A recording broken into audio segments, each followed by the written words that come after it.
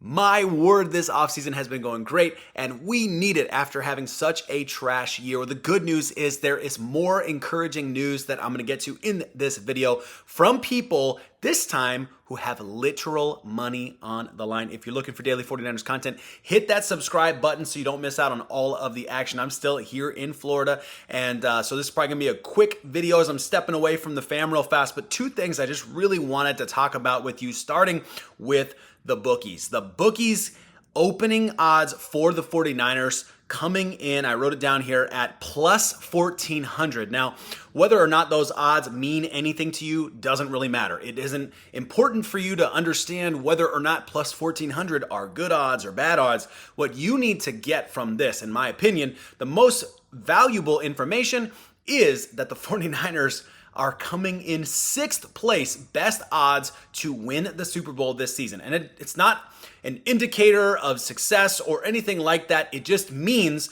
that a bunch of people who spend a lot of time looking at the numbers and weighing the pros and cons and really have actual money on the line, they're willing to set the line at plus 1,400. They're willing to say that the 49ers are the 6th most likely team to make the Super Bowl, to win the Super Bowl, despite having missed the playoffs this season, having been 6-11. And this is just more music to my ears as a 49ers fan, that things are definitely moving in the right direction, that things are looking positive, and that we have a lot to look forward to.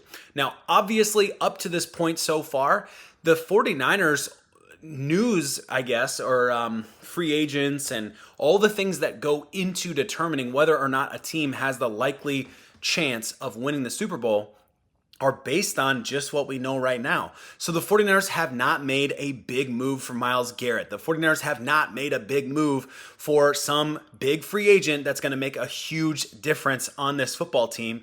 Dahlman is still out there. There's still moves that the 49ers, I'm hoping that they make a couple big free agent moves. But my point is that the 49ers, despite not having all of those big splash moves yet, are still considered to be top 6, and I told you a couple days ago, top 5 in people's eyes in terms of going to and winning the Super Bowl. That's great considering where we came from. I think that's fantastic. Now, the second thing that I wanted to get to you today was just a take from Dante Atkinson that I thought was it really summed up in a lot of ways feelings that I have about where the 49ers are at and how things are going forward. So this one I think will have you feeling encouraged as well. I'm going to have to read the whole thing doesn't show up here. I wanted to make sure that Dante Atkinson's name or handle or whatever was in the tweet so that he got the credit for it. But saying this, I'm actually feeling really good about the NFL landscape this season. Chiefs got their junk knocked into the dirt. Eagles are the next ones up for a Super Bowl slump and are about to get coach poached. Lions get the emotional baggage of getting smoked in the big game 2 years in a row. Vikings, Packers, Bills, and Ravens all wet their pants in the playoffs. Cowboys being carried out to open sea on a styrofoam raft. And Niners bringing in coaching rock stars, deep dipped under the salary cap and ready to hit the draft like a wheat thresher. Bring it on. And I don't know how you feel, but I vibe with that 100%. That's how I feel. I think the Niners are in a really, really good position. And I think the position is only going to get better.